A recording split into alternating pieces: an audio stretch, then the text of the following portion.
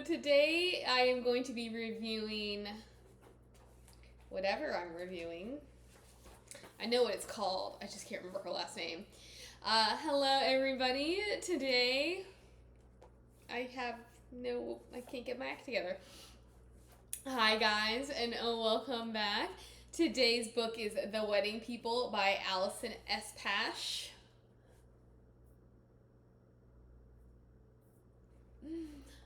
Hello everybody and welcome back. Today's book is The Wedding People by Alison Espach. I am requesting 2 pats on the back. 1, because I finished this book a mere few hours ago and I'm already reviewing it. And 2, because it's not my normal type of read and I didn't hate it. Did I love it? No. But I didn't hate it. Today's review is gonna be relatively simple, not very in-depth, if only because I can't remember it. It was one of those novels where it kind of was borderline literary fiction. I feel like it does err on the sides of literary fiction more than it errs on the side of commercial fiction, and we all know how I feel about literary fiction. But I wasn't feeling entirely well while trying to get through this book. I had a lot going on. I also had my parents come in town, so I put a pause on the book. So it was one of those books that I didn't really look forward to coming back to. But while I was reading it or listening to it, and on that note, I do recommend it as an audiobook. I had read a review where somebody said that they liked the book until they started listening to it, and then it changed their perspective, which I can totally understand. That's happened to me before, but I didn't mind the audiobook. I thought that the narrator actually did a really good job. Somebody else called it breathed life into the words, and I would agree with that. I thought the delivery went a long way, because there were moments that could have aired to one side, but because of the way she read it, came across completely differently and sort of saved certain scenes. Anyways, I didn't particularly look forward to reading or resuming this book, but once I was in it, I was like, I kind of want to keep going. So that said, I didn't find it boring, which is usually what happens. And when the moments came that I was just like, ugh, Espach would put a little something in there. Like, there was a lot of humor in here, and she would put a little moment in there that would turn the moment from ugh to okay. So yeah, I would say this is one to try, and that says a lot coming from me, because we know how hard I am to please. Again, I didn't love it because it wasn't one that I was like, oh man, I gotta keep coming back to, but I did find myself entertained. And in that way of literary fiction, I could tell she was trying to be deep. But as I said, there's a bit of levity to her scenes that I was like, I'm not going to have to think too much about this. If I want to think more about this, I absolutely can, but I don't have to think too much about this in order to get what's going on here, and in order to understand that more is going on here than meets the eye. So that's that. About the story, we have quite a few characters, and the main character is a woman named Phoebe. She's 39 years old, has recently divorced from her husband, and this is kind of on the tail end of COVID. So she decides, you know what? I don't think I want to be hanging around anymore. So she goes to this resort in Rhode Island to kill herself. While there, she shows up and there's all these people there, and she gets to the registration desk and they're like, how in the world did you get a reservation? Because this whole place was booked out for a wedding. She's like, I don't know, but I did. She's able to be like the one non-wedding person at this entire wedding.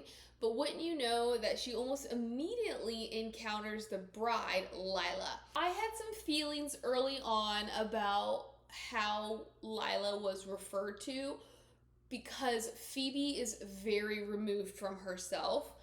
And so she just gives everybody monikers: neck pillow, high bun, the bride.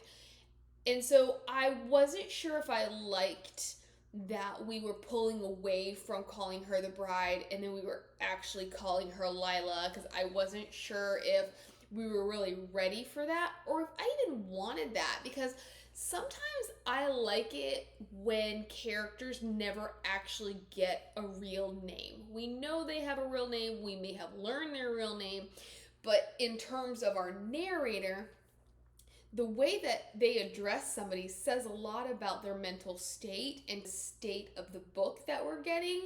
And so I was like, I kind of like her just being the bride because she's anonymous and she's faceless. I think I would have preferred if we had kept her as the bride for a chunk of the novel, and then the more integrated that Phoebe gets into the wedding party and into the wedding, then yes, let's call her Lila because now we are more familiar with her and things like that. But again, that's neither here nor there. That was just an observation that I made, that I was like, I kind of like that Phoebe just calls her the bride. So why are we switching back and forth? Except that I do understand that not everybody is like me, and that people do tend to like the use of actual names because it can be confusing when you use a moniker. In any case, she meets Lila on the elevator, and she just straight up tells Lila what she's there to do, and Lila's like, I don't think so. And Lila is one of those, she's not a bridezilla, but she is a bridezilla, but you can tell that she's used to getting her way and she wants what she wants, and what she does not want is for Phoebe to kill herself, because then that will ruin the entire wedding. I was a little disappointed with this outcome. Like, when Phoebe makes her decision, I get it. We have to have her choose to live in order to have this novel. But I was disappointed in the why and the how it came about, because the whole thing is that COVID changed a lot. Her husband had cheated on her with a friend named Mia. And it seems that they had slept with each other before COVID, but then nothing was going to go from there. But then with COVID, at a certain point, he was like, I've got to get out of my house and away from my wife, and this is the woman that I want. And Mia was also married, and anyways, and there's fertility issues with Phoebe and her husband or ex-husband. His name is Matt. I don't know, neither here nor there nor anywhere. It is kind of important that all of this was set in and around COVID, because it just changed the dynamics of how we saw ourselves and how we saw our society and how we functioned. It did have a negative impact on a lot of people and their mental health. Phoebe, her cat Harry also had just died, and she's just like, I don't know what's going on here. She is a professor, she teaches literature, and she's supposed to be working on a novel. And there's this whole thing about how she doesn't have certain prestige within her field and within her job, and being able to rise in the ranks and hit certain milestones because she hasn't finished this book. So at first, I mean, I was only half listening. Like, it wasn't a good time for me to try to read a book that required thought. So I wasn't sure. I was like, what kind of book are we writing here? Are we just trying to write a fiction novel? Is this a dissertation? So it's sort of along the lines of a dissertation. It's like an educational work that she needs in order to kind of progress in her field. And she's just not doing it. She's not putting pen to paper. She's floundering. And so we have all these things going on in her life, and she decides it's just not worth it anymore. So yeah, she goes to the wedding, she meets Lila, and this is when I'm thinking, hey, maybe something about her combo with Lila is what's going to change her mind. No, Lila really has nothing to do with it, but she overhears some like wedding goings-on down below the wedding party, and the guests are talking and giving toasts and all that kinds of stuff, and she decides, I'm gonna stay alive because I want to hear what Lila's mother has to say. And for me, that was a little anticlimactic for a reason, because Lila has approached Phoebe. She has come and she has found her room, and she has made her case as to why Phoebe should not kill herself. And she goes on and on and on about her mother, and I mean, Lila is a very selfish person. And so this is one thing I really enjoyed, was that we got a well-rounded look at characters instead of just having a biased opinion. We got whatever Lila thought, but then we had Phoebe's interactions, and Phoebe was relatively impartial.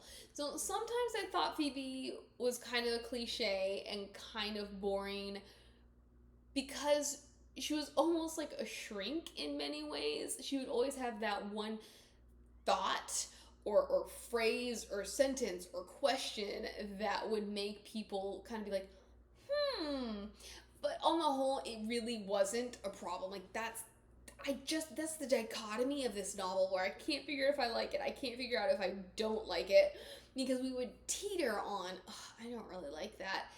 And then we'd switch into, okay, I like where we went with this. But I was really disappointed that she chose to listen to the mother of the bride, who at this point we don't like. So I was like, but why? Like, why? What is so important about this or about her, that she's the reason you change your mind? Because she's in the midst. She takes her cat's medication. Like, she has swallowed those pills. I get the theme of things, of we have to have something to live for, and we really want to know what these people have to say. But it wasn't like they were saying anything particularly interesting or profound. She just wanted to know what the mother was going to say. Obviously, Phoebe is still in the land of the living, and she gets drawn into the wedding events. Lila passes her off as an old friend, and everybody's like, how do we not know that you exist? Lila also reveals she's not actually that close with the people in her wedding party. She's got a couple of old high school / college friends, and then her fiance, his name is Gary. His sister Marla is hanging out, as well as Gary's 14-year-old daughter. Her name is Juice, but her real name is Melanie. Gary's first wife, Wendy, had died of cancer some years earlier. Juice wants to be called Juice because her mother had called her Juice because of all of her energy when she was younger. And that's one of those moments where I'm just like, I could be super cynical and be like, Juice, like, why do we have to have an angsty teenager called Juice? And then you throw in there the why, and I'm like, there's just all these layers that are pulled back for this novel that kept me wanting more when I was actually in it. A little bit more backstory. This wedding is happening essentially because her dad was dying, and she wanted to make sure that she got married before he died. Turns out she wasn't successful, but he left her $1 million, or he gave her $1 million for this wedding, which is why it's so extravagant. And she was just going to do it up. So the relationship is not perfect. And so for me, I just kept thinking, wow, you're spending a crap ton of money on a wedding when it doesn't feel like you should have spent that much money, because there are a lot of ifs, in my opinion, as to whether or not this wedding should be happening. But that's just me, and that is my fiscally responsible brain being like, wow, or my broke brain being like, wow, what else could this money have gone to? Especially if none of this works out. But so that's a little bit about that. But Marla doesn't really care for Lila. Lila doesn't really care for Marla. Juice does not like Lila. Lila doesn't like Juice. And then Gary's kind of just a background player for the most part. But as all of this is going on and Phoebe has decided, I'm going to stick around for a while, She decides, let me go into the hot tub. While there, she encounters this guy, and she's like, you know what? I would really like to take you up to my room. And he goes, sorry, that's not gonna work. And she goes, oh, are you with someone? He's like, yeah. Of course, who do you think this is? This is Gary. Gary is a good number of years older than Lila, so he is more in line with Phoebe's age than with Lila. And if you don't see where I'm going here, my fear was great. Phoebe's husband leaves her because he cheats. And so now Phoebe is going to do the same thing to Lila that happened to her. And so we're going to get this full circle moment where it's like now Phoebe can understand why Matt would do what he did to her. And that is not my type of content. I'm not into the cheating and the lying and this sort of morality. It just doesn't align with my sensibilities. So I was like, ugh, awesome. Ugh. It goes nowhere. It just goes where it is. There is another character in all of this, and his name is Jim. And in some regards, there were a lot of characters. I just finished A Summer of Broken Rules, in which I was like, there were far too many characters, and we did not need them. Similar here, where there is a large cast of characters, but I felt like the way they were included, I was okay with it. So even though they weren't big players, what they did contributed in a meaningful way. At any rate, Phoebe is getting pulled into wedding preparations and to wedding events. She is the one who is bonding with Juice and realizing, why is Juice behaving the way she's behaving? Why does she want to be called what she wants to be called? Like, so now we're peeling back Juice's layers, and it's all in such a natural and organic way. I found that I really appreciated it. And instead of hating Juice because she's that stereotypical teenager that the author felt like just had to be there, it felt like she did have to be there. There was a reason for her to be there, and I liked that she was there. They're going on a jaunt into town, but nobody can drive this vintage car that Lila had set up except for Phoebe, because nobody can drive stick. This is the one of the first things I was like, I don't know how I'm feeling about this book. So Phoebe's up there driving, and she's reading the text messages that are coming through on Marla's phone, and I'm like, okay, I know I can't drive stick, but I remember when I was trying to learn, it takes a lot of moving parts. So I don't really know how Phoebe was able to read every single text that was coming through while also driving. But the thing about these texts is they're not normal text. There was a man saying very dirty things to Marla in these texts. It doesn't really speak to me, and so I was like, why is this here? Thankfully, we actually do learn later that Marla had an affair, and the marriage counselor that they were seeing was like, hey, you guys need to reconnect. I don't want you to actually have physical contact with each other, but I do want you guys to send each other these kinds of texts. And so this is why she's getting these texts, and it's just a whole thing. But at first I was like, okay, great, because we don't know who they're from. Like, we don't know how they're connected to Marla. All we know is she's receiving them, but she gives no indication that she is receiving them. And then even later on, when Phoebe sort of makes a mention of it, she gives no indication like that there was an issue whatsoever. They get to the dock where they're trying to go, and this is where Phoebe learns that Gary is the guy from the hot tub, and everything is hunky-dory, no problem whatsoever. We just continue to roll along. So the one person who is missing from this wedding party, I think her name was Viv, and she's Lila's best friend, and at some point she's like, hey, you know what? I can't come, or I'm not coming. Whatever she said, she does not come. And this is when Lila goes, Phoebe, you are my new maid of honor. Yes, Phoebe absolutely recognizes the absurdity of this, but I was just like, why?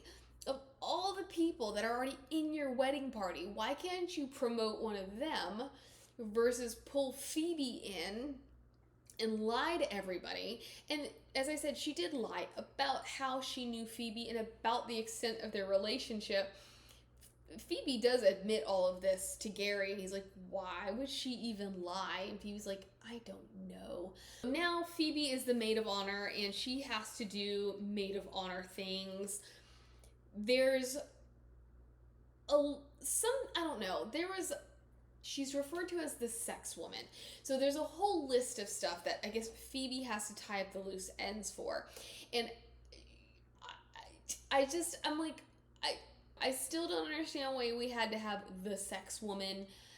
I kind of do, but on the whole, I'm like, I thought she was kind of absurd. We have that. We have them jumping in different heated pools in order to relax. They go to a palm reader or a psychic, whatever exactly she was. I honestly had tuned out around that point.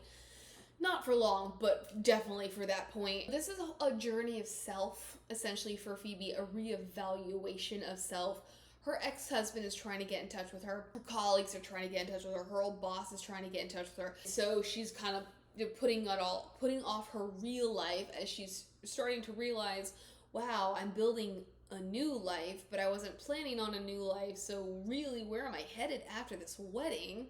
Amongst this is all about her infertility and her kind of her romantic future. At the end of the night, Lila is absolutely plastered. And Lila decides, I don't want to go to my room. I want to be in your room. And while she's there, she admits she doesn't really want to marry Gary. She's not in love with Gary. And she likes to talk about Jim. That is where I started when I was talking about the big cast of characters. Then I completely forgot that I was talking about him. But when we first get there, we hear about all of these Jims. I was so confused. I had no clue what was going on. And so when Jim is brought back up, I was like, what Jim are we talking about? Especially because we're talking about how Lila might have a thing for him. Like, the insinuation is that maybe there are sparks between her and this guy, Jim. And I'm like, but isn't he family? Turns out Jim is Gary's brother-in-law through Wendy, first wife. So no, they are not actually related, but for some reason he invited all of his in-laws to his new wedding, even though Lila does not like talking about Wendy. And then the two of them met because, as I said, her dad had cancer. So Jim and Gary had actually come into the art gallery that her parents, or her dad is like the trash king, and her mother owned a gallery.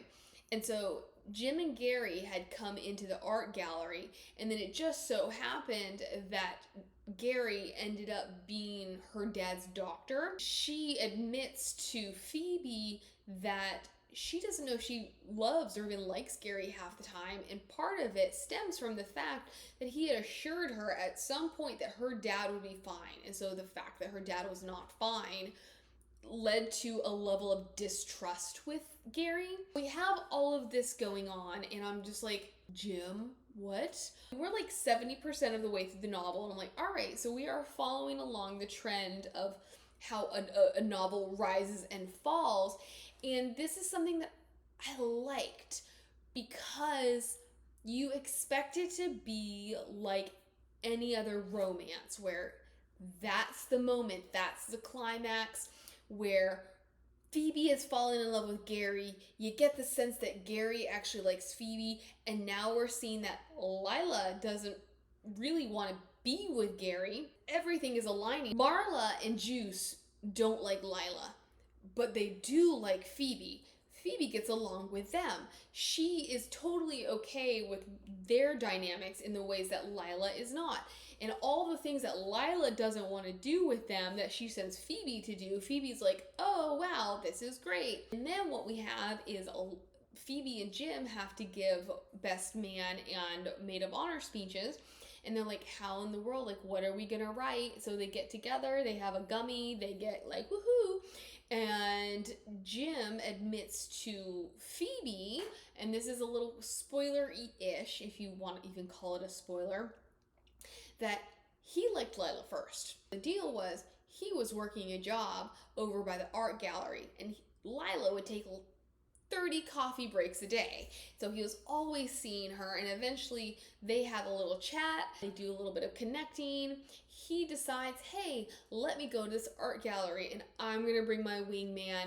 It doesn't go in his favor. She ends up with Gary. Here's another little piece, because like Lila is still hanging on, because that next day, Phoebe is waiting for Lila to talk about her admission.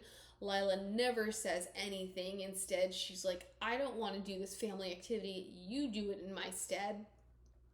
And now we have this whole Jim thing, and we're like, okay, so even though Lila's still hanging on to her marriage or her wedding, Jim is over here, and like, if Jim likes Lila and Lila likes Jim, why is Lila gonna move forward with Gary? And at the same time, I'm like, well, maybe they're actually a better couple than we think they are.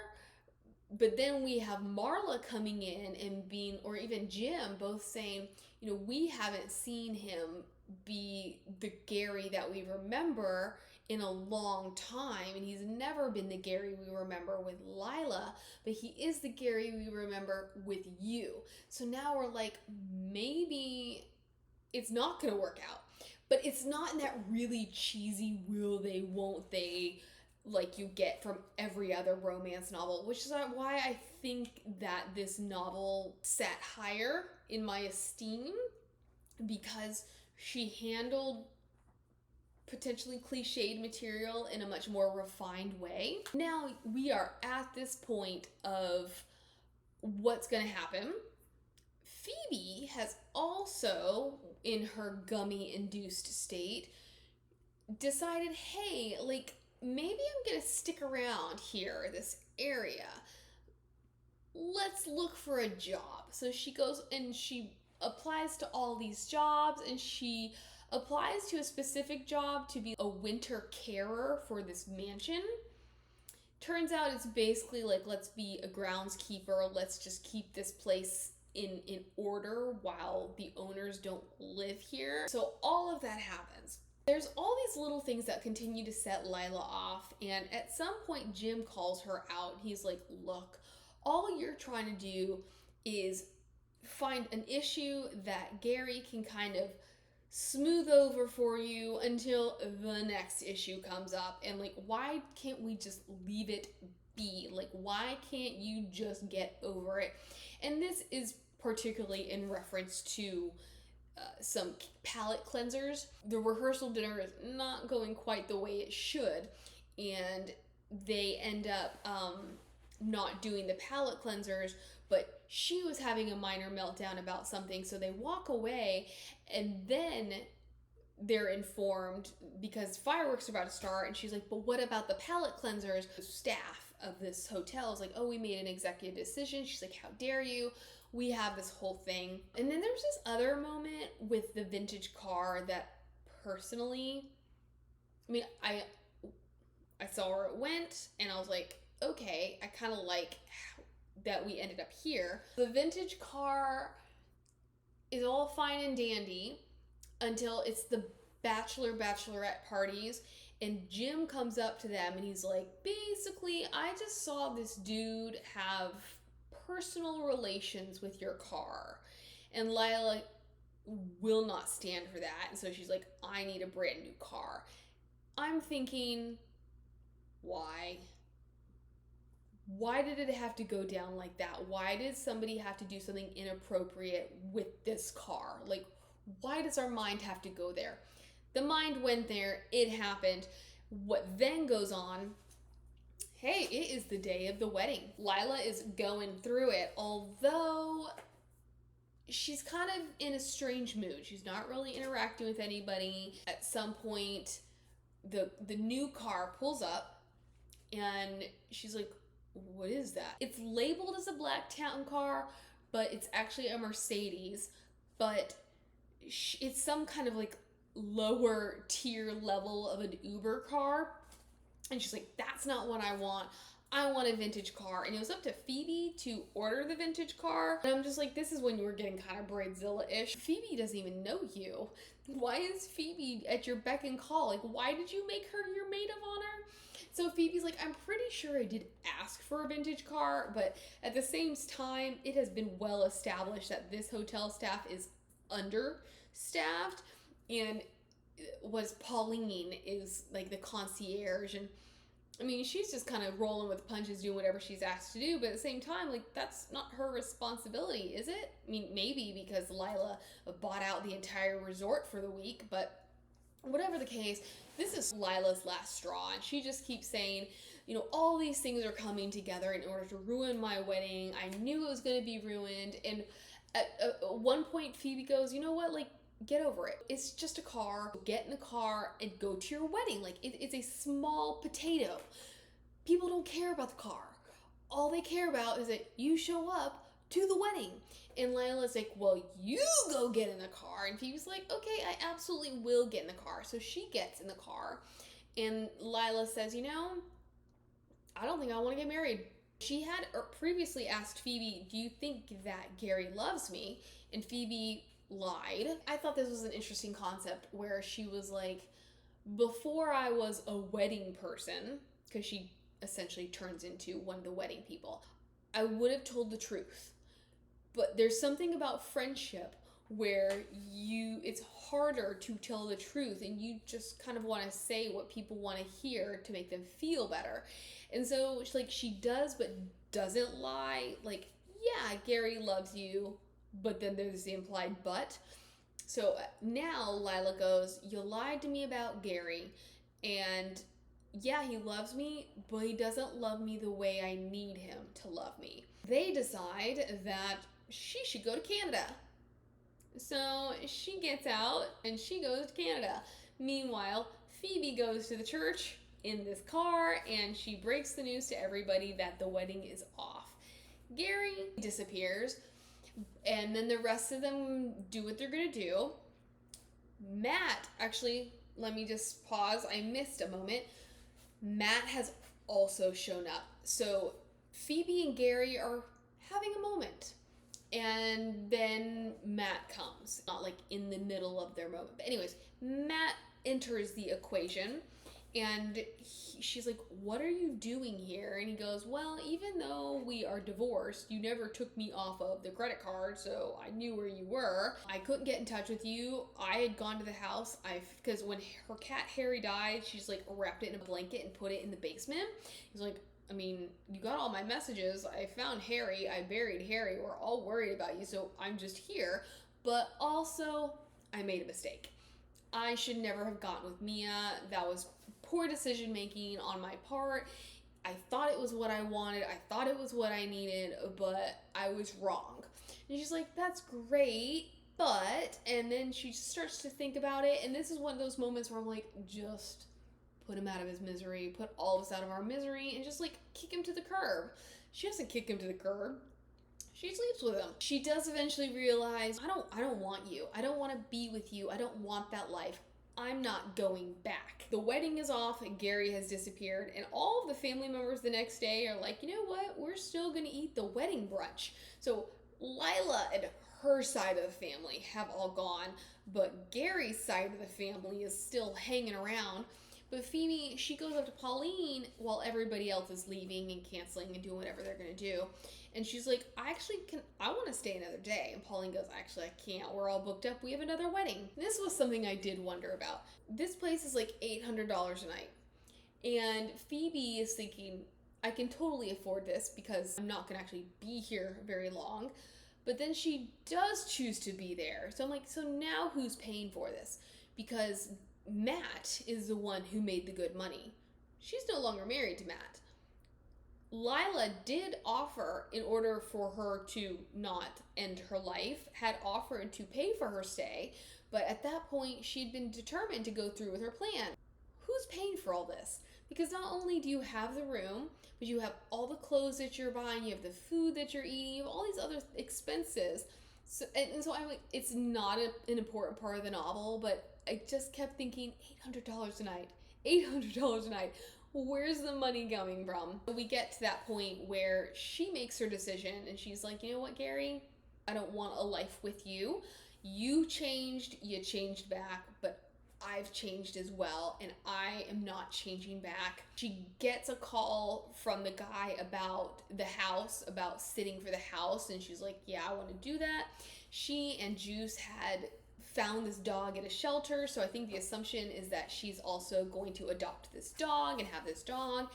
Her wedding speech was not entirely appropriate as a wedding speech. It wasn't particularly uplifting, but what she does realize is that it would be a really great dissertation. So she is writing again, and it's the idea of the absence of weddings present in Victorian weddings, like Victorian era novels like Jane Eyre and things like that. She's come to her own conclusion. Gary shows back up, and it's not necessarily a happy ever after, but it's kind of like, give me a call. So we don't get a lot of resolution, but we get just enough that says she's figuring things out, and in the end, she'll be okay. That is what I enjoyed about this novel. It was very realistic. It wasn't realistic in a gritty, heavy-handed sort of way, almost like the Paris novel was. Life is messy. And I liked watching her journey and her healing, and even though I know there's all kinds of symbolism and metaphor and themes going on in this novel, it wasn't like you can't understand or enjoy the novel if you're not trying to figure out all of these themes and symbols and metaphors. I would say read The Wedding People. You might want to read it with a grain of salt if you prefer commercial fiction, because again, I'm sort of middle of the road. Like, I didn't hate it, but I didn't love it. I would err towards the side of loving a novel if I were to say yes. So would love to know what you think. And yeah, I want you to have the best day ever. Bye.